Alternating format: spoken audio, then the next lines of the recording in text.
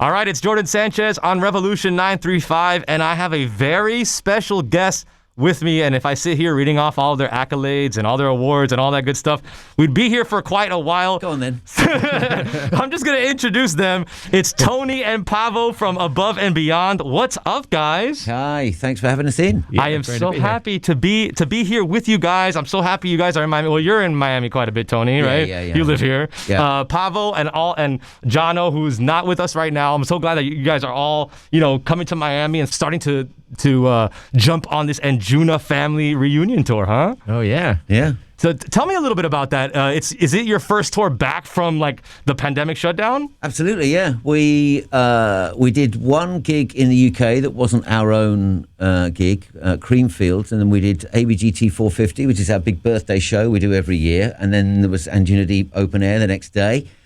And then we're on tour. So it's happened pretty quickly. America's really the only place at the moment that we can tour anywhere apart from the UK. And we're trying to do it before it gets too cold because outdoors is safer. So we're doing more outdoor shows and we're off. I was going to ask you about that actually, because where you will be performing this weekend in Miami is the Oasis Wynwood, correct? Yeah. And it's Friday and Saturday. Yeah. Oh, yeah. So you're giving us a twofer.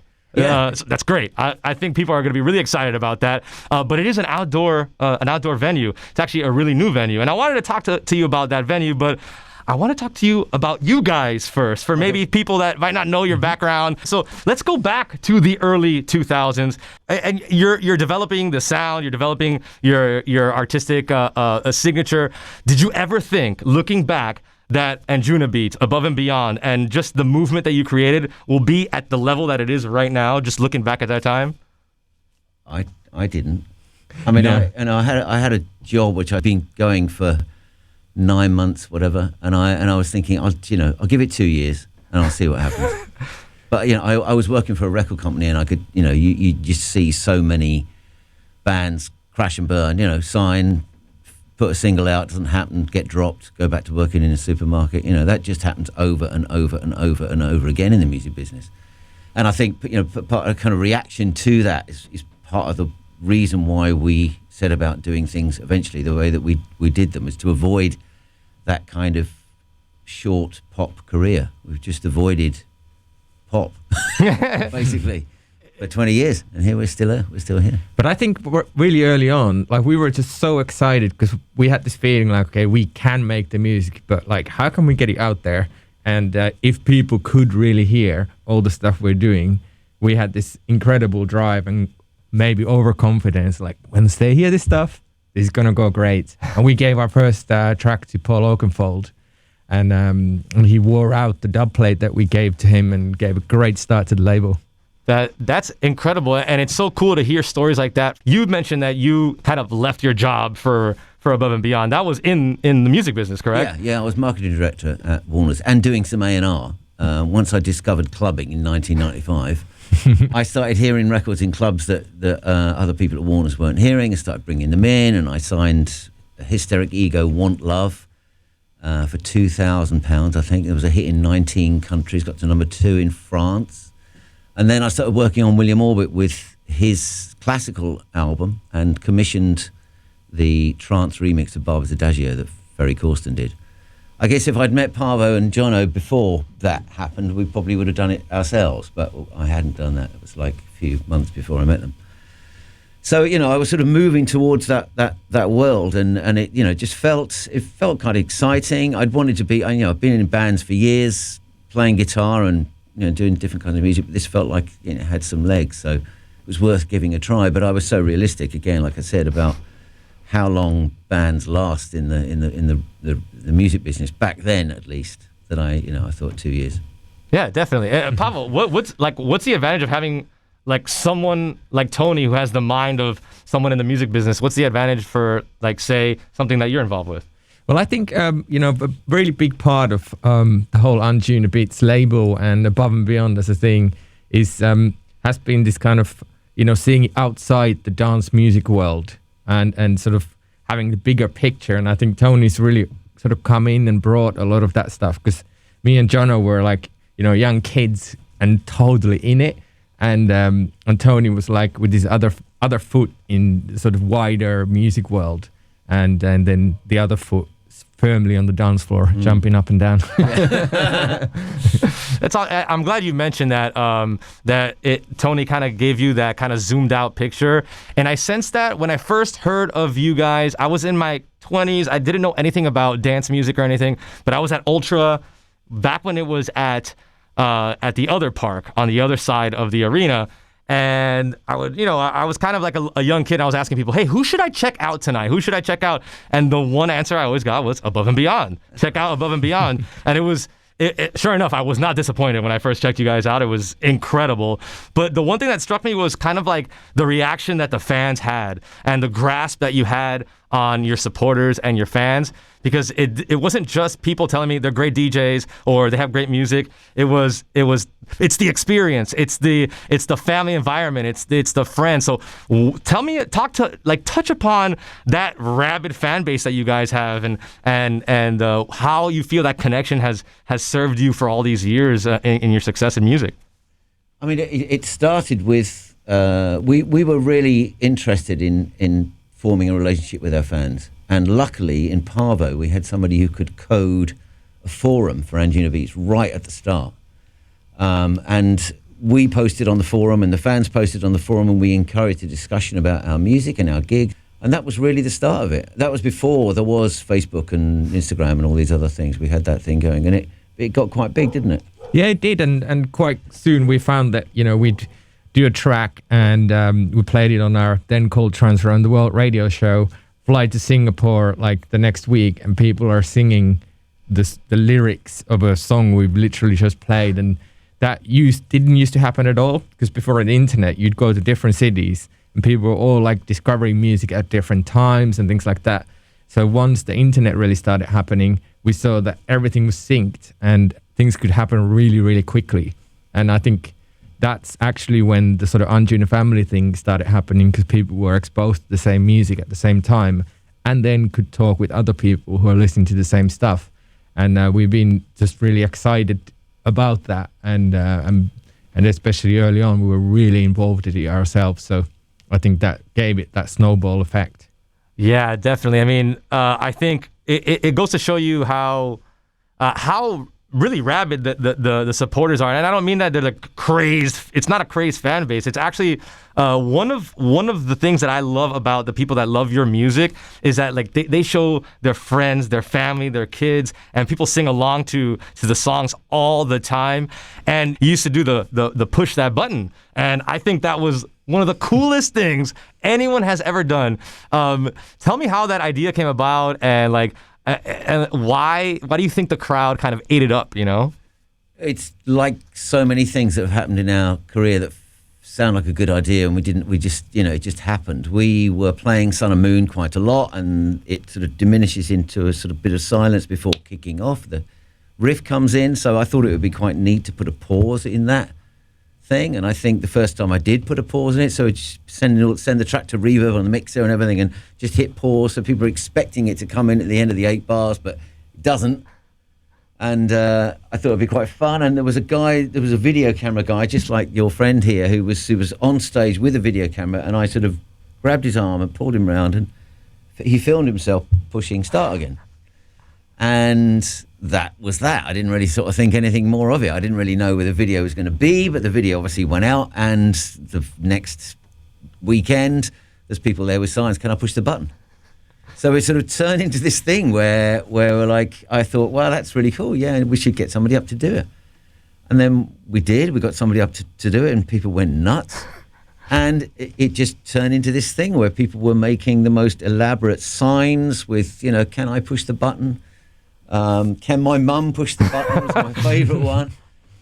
With lights on and moving parts and all sorts of stuff to try and catch our attention. Really, the thing was just get up the front row is how you get picked to do it, because we can't it has to happen pretty quickly. Right. The thing that seems to have happened with it, which is really sweet, and I should point out, we're not doing it at the moment, but when they don't get picked, it seems like they immediately feel great about the people who have been picked. And that, just, I think, probably more than anything else, there's so much about the kind of people who come to see us. And you were right before we were saying, they just seemed like a really nice bunch of people. Yeah.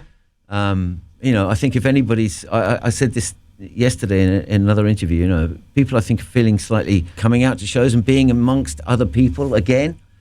If you're going to be amongst other people for the first time, I think our fans are probably, one of the nicer crowds you could be amongst. So, I think it's quite a selling point for us. For sure. And Paavo, to speak on that a little bit, on the friendliness of going to an Above and Beyond show, how the atmosphere, the environment, the energy, what's that like from your point of view? Well, I think actually when I first started clubbing in Finland, one of the things that I realized when I walked into the club for the first time was that the vibe was like, it doesn't matter what you're into. It doesn't matter if we don't share the same point of view. We might believe in different things, but if we're respectful for other people and we're there for the music, we're welcome and we're accepted as part of the family. And that whole ethos and vibe is something that really, really touched me early on as a teenager.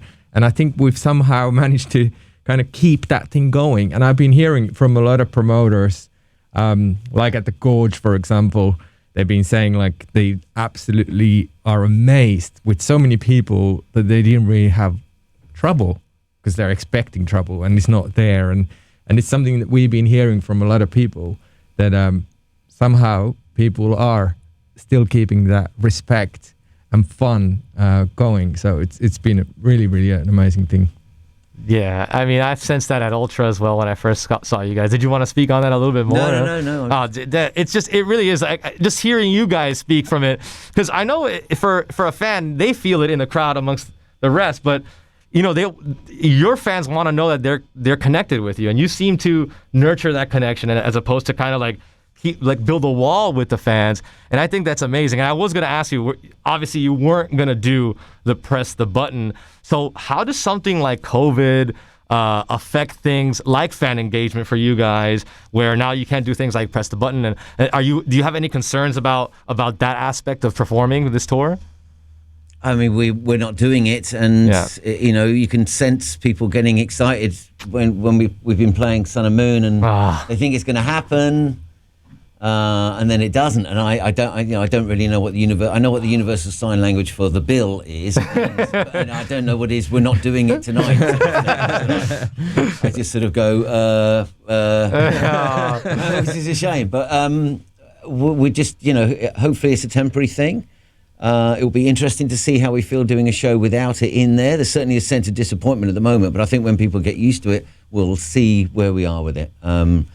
But I've always enjoyed it, and like I said, I've enjoyed the way that it happens and the way that it's received. And you're right. I think for us, it's about breaking that fourth wall and saying, why don't you guys come up and be part of the show? Because they are anyway. I mean, we have cameras on the audience all the time, and if you're a DJ, you play to the first row, and you feed that into your performance that goes out to the rest of the people. So it's a two-way street. And I always say, if we didn't turn up, those people could still have a good time without us. They are incredibly important to what we do. And I would say also that I think a lot of people have gone through like certain levels of isolation, and it's been a difficult year for everybody. Mm-hmm. So having now been to the parties, it sort of feels like, well, it's called group therapy, but it really is that thing where like it feels amazing to be again together with a lot of people, just dancing, having a great time. And there's some sort of level of healing that happens there. And I think it's very sort of almost that core of what we've always done. It helps us. Hopefully it helps other people too. Yeah, definitely. And I'm glad you brought that up, because I wanted to ask you whether that feeling changes your approach to this particular tour, and when you perform out there, do you kind of go into these shows slightly different than the pre-COVID shows? Not really, no. It's taking me a while to remember what I used to do at those shows. Because I think there's a way of communicating to a large room of people that I've completely forgotten, because I've been just doing streams from a kitchen. That's a very different sort of thing. Yeah. Staring at your phone. I've got my reading glasses on. So it's a different thing from projecting out there, which is a shame, because I need to wear my reading glasses, and now everybody's blurry at the moment. So I'm going to need to get some proper gig glasses. Yeah. We've toured so much over the years that there's been definitely moments where I've sort of taken it all for granted. You know, it's just happening every week. We're just going everywhere all the time.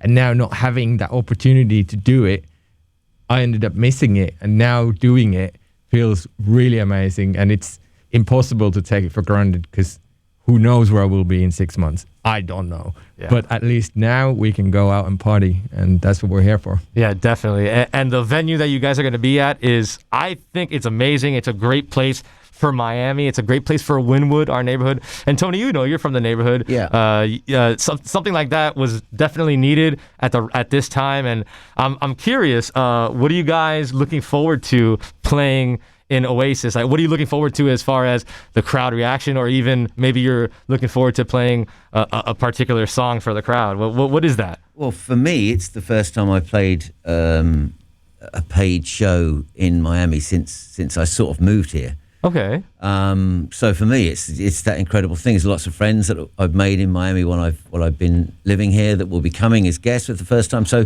for me, it's like a home show. Wow. And there's two of them, which is great. But I haven't actually been to Oasis. I've only been out to one small show since during lockdown. Yeah.